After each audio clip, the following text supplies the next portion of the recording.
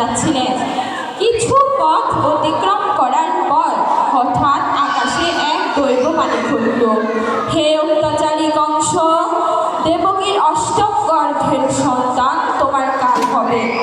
সঙ্গে সঙ্গে এটা শুনে কংস তার প্রিয় বোন দেবকীকে হত্যা করতে উদ্ধত হলেন। কিন্তু বসুদেব কংসকে থামিয়ে বললেন এবং প্রতিশ্রুতি দিলেন যে দেবকীর সন্তান হওয়া মাত্র তিনি কংসের হাতে তুলে দেবেন।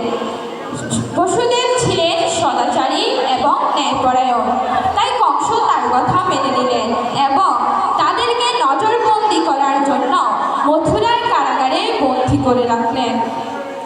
এই কারাগারেই দেবকীর প্রথম সন্তান জন্ম নিলেন। বসুদেব তার কথা মতো সদ্যজাত শিশুটিকে কংসের হাতে তুলে দিলেন। কংসের শিশুটিকে দেখে দয়া হলো, তিনি শিশুটিকে হত্যা করল না। এভাবেই দেবকীর প্রত্যেক সন্তানকে কংস নিজ হাতে বধ করেছিলেন। কিন্তু দেবকীর অষ্টম গর্ভের সন্তান হলে কংসের দুশ্চিন্তা বেড়ে যায়। কেন দৈববাণীতে বলা হয়েছিল যে কংসের কাল হবে দেবকীর অষ্টম গর্ভের সন্তান। যতদিন যায়, মাস যায়, কংসের দুশ্চিন্তাও বেড়ে যায়। কিন্তু কে ছিল এই কৃষ্ণ? কৃষ্ণ হলেন দেবকীর অষ্টম গর্ভের সন্তান।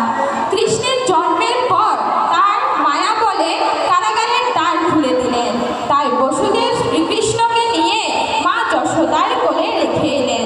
এভাবে নন্দরাজ এবং মা যশোদা শ্রীকৃষ্ণকে লালিত পালিত করে বড় করে তুললেন। ইনি সেই কৃষ্ণ যিনি মহাভারতের যুদ্ধে অংশগ্রহণ করেছিলেন। তিনি মহাভারত চলাকালীন শ্রীমদ্ ভগবত গীতা রচনা করেছিলেন, যার 700টি শ্লোক বিদ্যমান।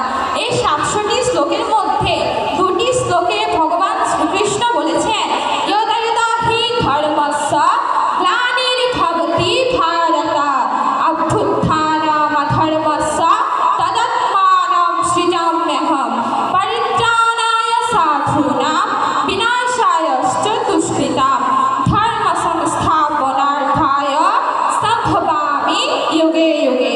ভগবান শ্রীকৃষ্ণের লীলার কথা বর্ণনা করে শেষ করা যাবে না, তাও তার বর্ণনা ছিল অসীম। আমি আমার বক্তব্যে যতটুকু সম্ভব উপস্থাপন করার চেষ্টা করেছি।